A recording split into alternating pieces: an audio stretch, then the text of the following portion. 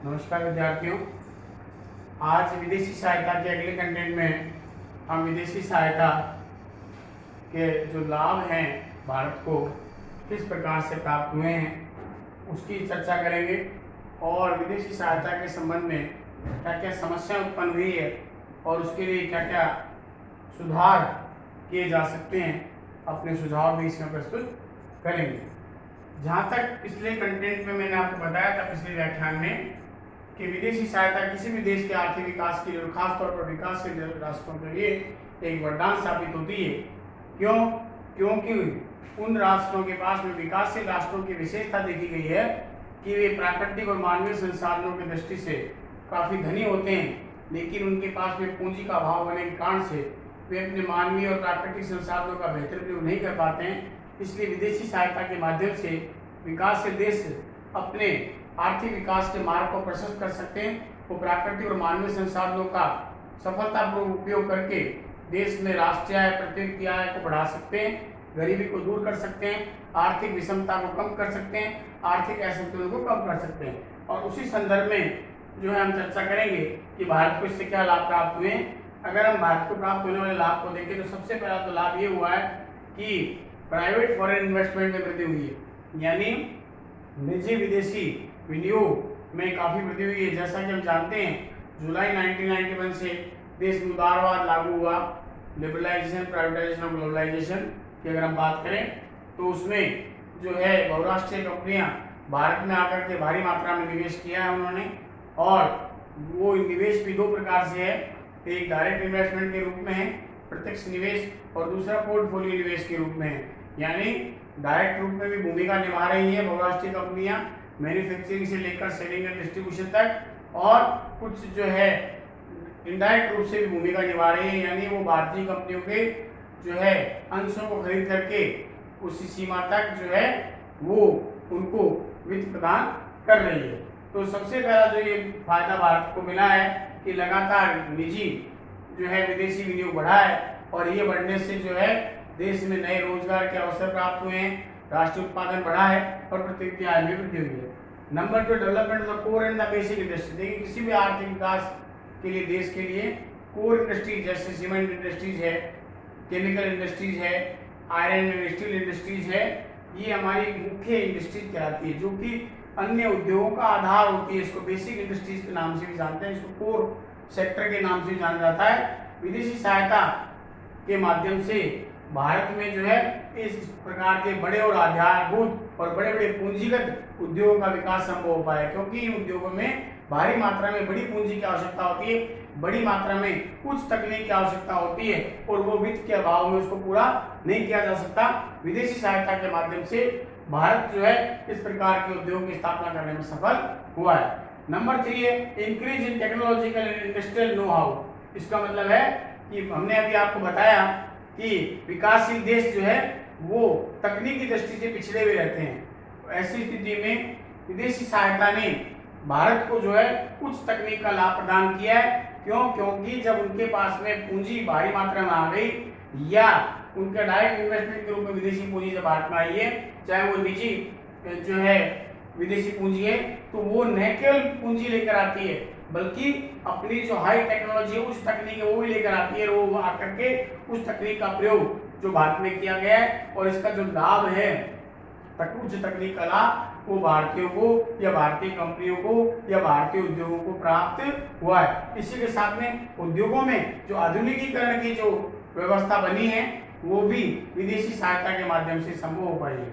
उसके बाद है relief from the BOT and BOP deficit, यानी विदेशी सहायता ने भारत के भुगतान संतुलन और व्यापार संतुलन दोनों में जो प्रतिकूल असाम्यता होती है, जो घाटा होता है, उसको दूर करने में अपनी महत्वपूर्ण भूमिका निभाई है।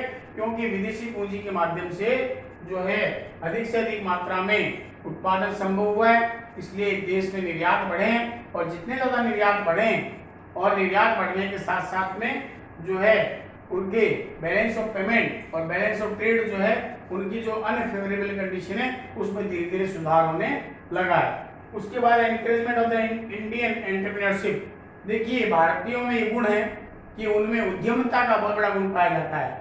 दे कैन जो है टेक द रिस्क वो जोखिम ले सकते हैं, इनिशिएटिव ले सकते हैं, वो फार साइटेड हैं, दूरदर्शी हैं, सब कुछ कर सकते हैं, लेकिन उनके पास पूंजी नहीं है।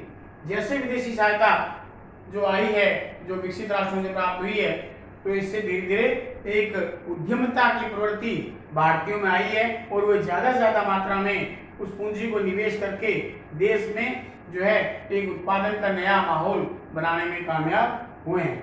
उसके बाद रैपिड इकोनॉमिक डेवलपमेंट, तीव्र आर्थिक विकास। देखिए, विदेशी सहायता ने भारत में आर्थिक विकास को गति प्रदान करने में अपनी महत्वपूर्ण भूमिका निभाई है। क्यों? क्योंकि जैसे ही निवेश जो हुआ है, चाहे वो निजी जो है विदेशी निवेश हुआ हो, चाहे वो अंतर्राष्ट्रीय वित्तीय संस्थाओं से ऋण प्राप्त हुआ हो, चाहे वह विदेशी सरकारों से ऋण प्राप्त हुआ हो, इस प्रकार के ऋण से ओवरऑल इकोनॉमिक डेवलपमेंट हुआ है। चाहे वो एग्रीकल्चर का सेक्टर है, चाहे इंडस्ट्री का सेक्टर है, चाहे रूरल डेवलपमेंट का है, चाहे जो है अन्य क्षेत्र है, उन सब का विकास होने से, आर्थिक विकास की दर तेज होने से ओवरऑल जो इकोनॉमिक डेवलपमेंट है वो बढ़ा है और देश जो है तीव्र गति से जो है आर्थिक विकास की ओर अग्रसर हो रहा है।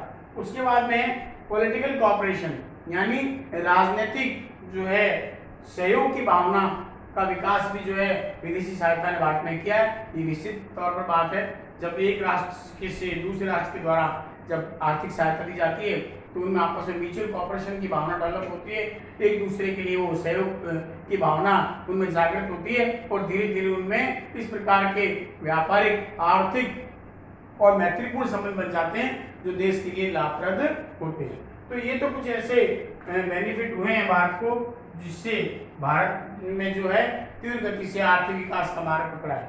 लेकिन इसके कारण से इसका एक अलग पहलू भी है कि विदेशी सहायता के यूज करने पर या प्रयोग करने पर कुछ समस्याएं भी पैदा हुई है और जिनकी हम चर्चा करेंगे। सबसे पहला आता है जो है problem of use of authorised assistant, इसको बोलते हैं अधिकृत सहायता की बात है। देखिए, सबसे बड़ी समस्या है कि भारत को जितनी सहायता अधिकृत रूप से प्राप्त हुई, जैसे मान लीजिए 500 करोड़ रुपए की सहायता मिली, लेकिन भारत उसमें से केवल 300 करोड़ या 200 करोड़ खर्च कर पाया, क्योंकि उसके पास में खर्च करने के लिए कोई हेड ही नहीं था, यानी क्षेत्र ही नहीं था। और ये सबसे बड़ी कमी है कि जब क्षमता का पूरा उपयोग नहीं हो पाता तो इसका मतलब है उसकी लागत भी बढ़ जाती है और उस सहायता का पूरा लाभ नहीं मिल पा रहा है। नेक्स्ट है restriction of the use of loans to India. ये सबसे बड़ी, मैंने आपसे गत जो कंटेंट था या गत व्याख्यान था पिछला, उसमें मैंने आपको बताया था कि जब आप विदेशी सहायता की बात करते हैं तो उसमें अनुदान और ऋण दोनों आते हैं। विकसित राष्ट्रों का विकासशील राष्ट्रों के प्रति जो रुख है वो लगातार बदल रहा है, अनुदान कम हो रहा है, ऋण राशि लगातार बढ़ रही है, कठोर शर्तें, ऊंची ब्याज दर, और उसके साथ साथ सबसे मुख्य बात ये कि जिस पर्पस के लिए लोन दिया गया वो इस बात के लिए बाध्य करते हैं विकासशील राष्ट्रों को कि आपको प्रयोग उसी के लिए करना है, दूसरे के लिए नहीं करना है। और ये जो है बहुत बड़ी समस्या बन जाती है विकासशील राष्ट्रों के लिए। क्यों? क्योंकि जब उस पर्पस के लिए नहीं खर्च हुआ तो राशि में वापस लौटानी पड़ती है।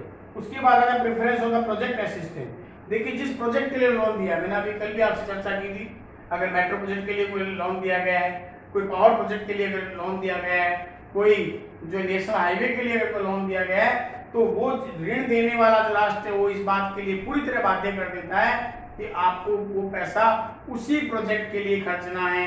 और अगर उस प्रोजेक्ट पर खर्च नहीं किया है और दूसरे प्रोजेक्ट पर उसने पैसा अगर लगा दिया तो ऐसी स्थिति में वो विकसित राष्ट्र जिसने विदेशी सहायता दी है वो उसके विरुद्ध वो है कठोर कार्रवाई भी कर सकता है, जिससे प्रोजेक्ट असिस्टेंस के कारण से इस प्रकार की समस्या उत्पन्न हो सकती है।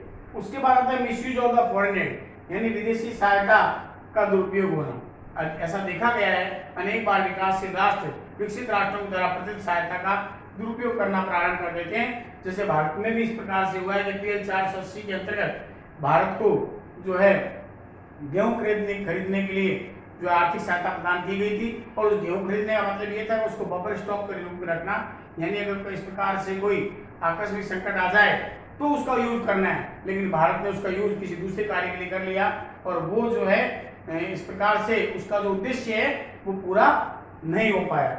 उसके बाद में आता है increase in the debt burden. मैंने आपको पहले ही बताया था, लगातार ये स्थिति देखने को आ रही है कि लगातार ऋण बाहर बढ़ रहा है। केवल ब्याज चुकाने के लिए भी भारत सरकार को अन्य राष्ट्रों से ऋण लेना पड़ रहा है। ऐसी स्थिति में मूल तो चूक ही नहीं पाता और लगातार डेट बढ़ता जा रहा है। उसका दूसरा कारण ये भी है कि ब्याज दरें भी लगातार विकसित राष्ट्रों के द्वारा लगातार ऊंची की जा रही है, कठोर ऋण की शर्तें, रीपेमेंट का जो उनका जो टर्म कंडीशन है वो भी बहुत कठिन है, और जो है प्रत्येक भारतीय पर जो है इस प्रकार से ऋण भार लगातार बढ़ रहा है। उसके बाद में आता है discouragement of the Indian technique and entrepreneurship. एक तरफ तो हमने भी कहा कि जो है उद्यमता को बढ़ावा मिलता है, लेकिन अगर दूसरी तरफ हम देखें कि जब बहुराष्ट्रीय कंपनियां या निजी विदेशी निवेश जब भारत में लगातार आ रहा है तो उसकी सबसे बड़ी हानि ये हो रही है कि वो अपनी टेक्निक साथ लेके आते हैं, पूंजी अपने साथ लेके आते हैं, तो इसलिए धीरे धीरे भारतीय की जो उद्यमिता है वो कम हो रही है, और भारतीय तकनीक का उपयोग भी धीरे धीरे कम हो रहा है, क्योंकि विदेशी जो तकनीक आती है वो बिल्कुल मॉडर्न टेक्निक होती है, जबकि भारत के द्वारा यूज की जाने वाली टेक्निक जो है वो आउटडेटेड होती है। उस टेक्निक से उत्पादन करना लागत में क्या कर देता है, वृद्धि कर देता है। इसलिए धीरे धीरे ये हानि भारत सरकार को हुई है। इसमें जो है हमारी जो टेक्निक है उसका डिस्करेजमेंट हुआ है, एंटरप्रेन्योरशिप है उसका भी डिस्करेजमेंट हुआ है।